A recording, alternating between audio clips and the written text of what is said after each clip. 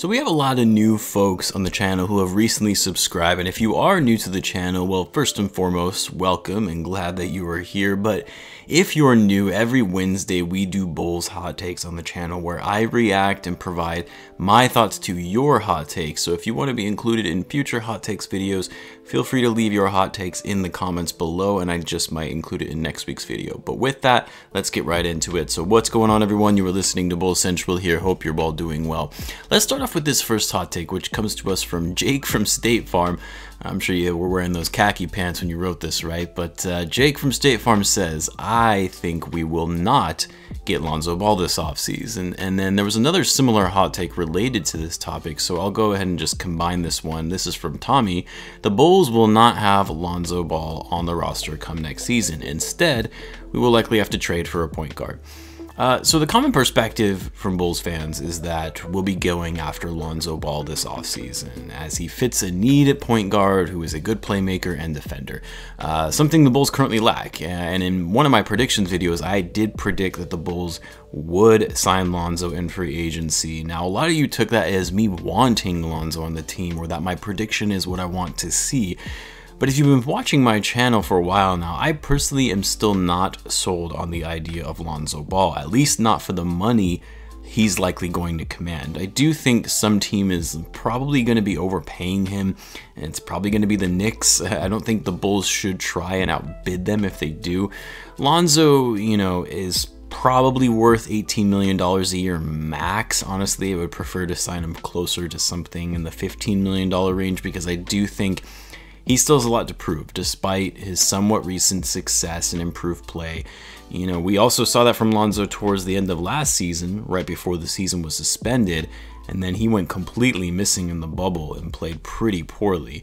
Now, with all that being said, I do think the Bulls will likely pursue Lonzo just because he does fit a need the Bulls are looking for, and he's young with upside potential, but I can also understand where you guys are coming from on this take, because Arturas isn't dumb. If some team offers Lonzo a ridiculous amount of money, say over $20 million a year, he's not going to try to outbid them on that. So yes, very likely Lonzo might not be on the Bulls roster starting next season if the front office determines he is not worth some of the money that these teams are offering. As far as Tommy, your take in that, we'll likely have to trade for a point guard, well, I mean, it's possible, but there are actually going to be a ton of point guard free agents on this market this offseason, so I don't know if they'll necessarily have to trade for a point guard unless they're not able to secure one of these players. I mean, you have guys like Drew Holiday, Mike Conley, Chris Paul, Kyle Lauri, Spencer Dinwiddie, all of them will be free agents, although most of them are a little on the older side a bit, past their primes with the exception of Dinwiddie. But hey, the Bulls just brought in a 30-year-old center, so that timeline has been fast-tracked maybe a little bit more now that we've got an older guy on the team. More experienced point guard might make a little bit more sense to actually get in free agency and have these guys at least, come close to contention now rather than later. Next up, we have Josh Cron. Patrick Williams will average similar points to Zach. Yes, Zach. For the rest of the season, primarily through Vucevic, not many LaVine ISO possessions and more P. Will points from cuts to the basket. Well, it's funny because Patrick actually had more points last night. I guess I shouldn't say last night. Monday night, the game against the Warriors. He had more points that night than LaVine did, which I believe that's only the second time that that's happened all season. And the last time when Williams had that was, I believe it was his career high where he had 23 points. I'll have to double check on that one though.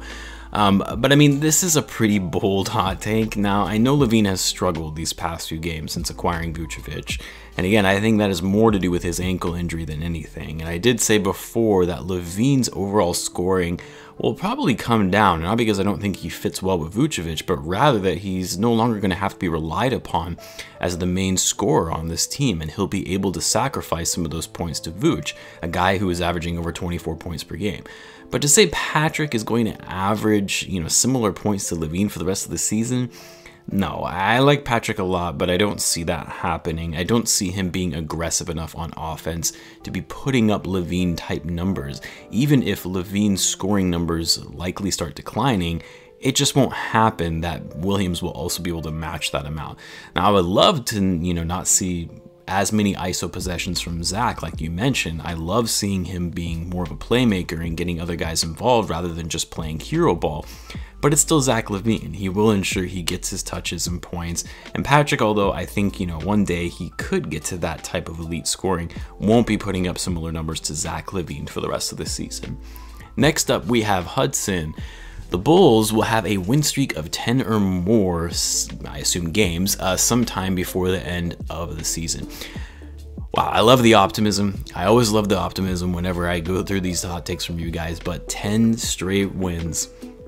I don't think the Bulls have had 10 straight wins since the 90s, maybe in the pre-injury D Rose era. I mean, looking at the rest of the Bulls schedule, which mind you, they only have 28 games left in total, so not a ton of games even left to make 10 straight wins happen. And even where the Bulls have a stretch of easy games, first of all, you never know with the Bulls and how they'll actually fare against some of these poor teams.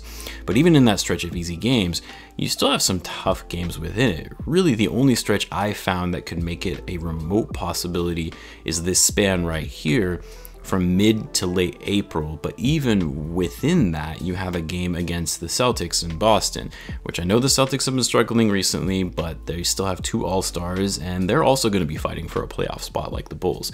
You also have back-to-back games against the Miami Heat, and this is in Miami, and then the Knicks, who have been decent this season. Outside of that, I'm not really seeing a stretch of schedule where they could potentially win 10 games in a row, because we still have to face the Bucks twice, we have to face the Nets 3 times, the Sixers, the Hawks. Like I said, I love the optimism, and I would obviously be ecstatic if the Bulls won 10 or more games in a row. That would likely all but secure a playoff spot, but I think the chances of us doing it are pretty much slim to none. Next, we've got FTR Spitfire with the super hot take, aka clickbait to get into the video, and it sure did the trick, my man. But the take, the Bulls will win all 3 of their next games. So for those of you who don't know, Bulls probably have the toughest stretch of games for the next 3, that they're going to be facing the Suns tonight, then the Jazz, and then closing out the week against the Nets. All heavy hitters in the league. Yeah, no, I mean, especially if LaVine isn't going to be available to play some of these games, which it sounds like he's going to be questionable to play for tonight's game at this point, then no, I would say there is close to no chance that the Bulls win all 3 of these games. I'm not saying that they can't win maybe 1 or even 2 if they're lucky, because the Bulls have been known to get hot and play against some of the best teams in the league, but for the Bulls as a team who have really struggled against teams above 500 this season, which all of these 3 teams are, they're not going to win all 3 games. But appreciate the take being hot enough to where you knew I would bite on it. Let's talk about next season, though. This is from Brother Kabir. Hot take, we are a 4 seed next year. I mean, call me an optimist, but yeah, I can see this. I know it doesn't seem possible right now because we're here sitting on a 4-game losing streak and things have looked off even with the new additions to the team, but I firmly believe the guys will get things figured out, and how to best utilize Vucevic. LaVine will get healthy and learn how to work alongside another star. This is really the first time that he's had in his career playing with another star, unless you count Karl Anthony Towns before he really became one. And I do suspect the front office to make some pretty big moves this offseason to improve the roster further. Like I said in my last video, Arturas, he himself has said that he's not done. He's not done in improving the roster and making changes. So with LaVine and Vucevic on the team, they're not going anywhere since they'll be under contract. You add a quality point guard, some defense, other pieces. I think it's fair to say we could be a 4 seed. I mean, a lot of it depends on some of these other top teams in the East that we see right now. Depending on which top teams disappoint in the playoffs, you could see changes made to their roster or a blow up entirely that would impact how competitive they'll be next season. Will the Bucks be able to keep their lineup intact? Same for the Sixers if they fall apart yet again. The Nets, could the super team implode and fail to meet expectations in the postseason? We really have no idea. But even if you keep those 3 teams at the top of the East, right now you have the Hornets of all teams 4th, followed by the Knicks and then Hawks. So yeah, I would say having the Bulls be a top 4 seed next season is certainly possible. But again, you guys all know the NBA well. Things can change so much from one season to the next, whether through roster changes, injuries, all of it. But I think that this take is feasible. Let's do one more. Maybe I'll do another hot take video later today, as there were some other ones that I wanted to get to, but I also wanted to get this video out before I start my workday. This one comes from Haley McManus. Zach LaVine will heal quickly, and the Bulls will win enough games to get the 6th seed in the playoffs. Well, first, yes, I think LaVine will be fine and he will heal quickly. I mean, really, since he recovered from his ACL injury a few years back, he's been fully available for nearly all the games with the Bulls since then. I don't anticipate him to be out long if he ends up sitting at all. I could see him maybe being out 1 to 3 games max, unless of course he re-aggravates his injury in practice. And then as for the Bulls, winning enough to finish with the 6th seed. I mean, here's the thing about the East standings, at least where we sit right now at this recording.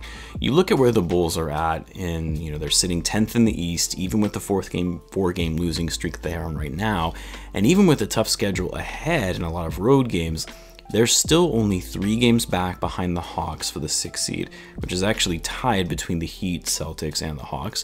They're only 4 games back from the Knicks for the 5 seed, and then just 4.5 games back behind the Hornets for the 4 seed.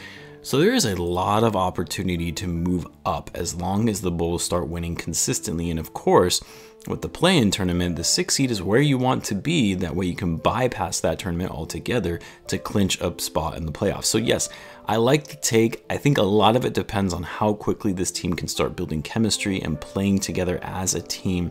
The gap between the 4 and 10 spot is very narrow, so my hope is the Bulls don't get complacent, don't get discouraged, because they will likely lose these next few games. Keep grinding and start putting more games in the win column, and then make a push for the 6th seed. Before I do close this out though, I did want to correct one mistake I made in a video that I did a couple days ago, in which I incorrectly said that the play-in tournament was a single elimination winner take all between the 7 versus 10 seed and 8 versus 9 seed, but that is actually not correct. The play-in tournament will actually be 7 versus 8. The winner of that game automatically becomes the 7 seed. Then the loser of that game would play the winner of the 9 versus 10 seed matchup, and the winner of that game would become the 8th seed in the East, or in their respective conference. And in this case, if that was confusing, here's how it actually looks like from a visual perspective. And I actually was glad to see that this was the case, because it does give a bit of an advantage to those who finish 7th and 8th in the conference to have 2 chances to play into the playoffs, while seeds 9 and 10 would actually have to win 2 games in order to play into it. So apologies for stating that incorrectly, but wanted to clear that up so that you guys knew. Anyway, that's all I have for now. As always, guys, be sure to subscribe as I post daily Bulls content. Thanks again for tuning in, and I will catch you guys in the next one.